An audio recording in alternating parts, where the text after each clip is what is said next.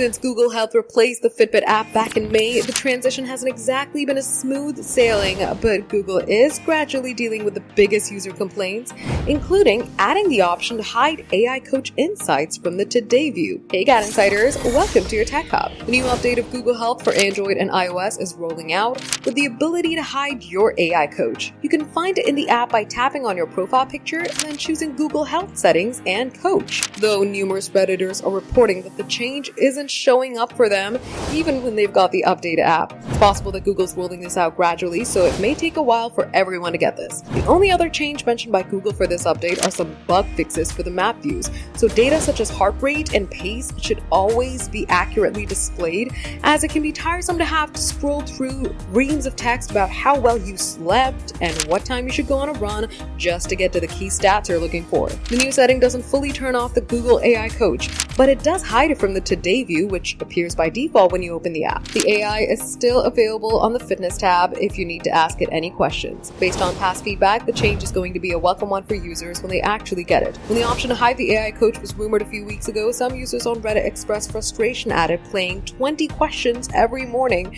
and the way it comments on things they've already done. For more updates, subscribe to GadInsider, like and share the video, and don't forget to press the bell icon so you never miss any update.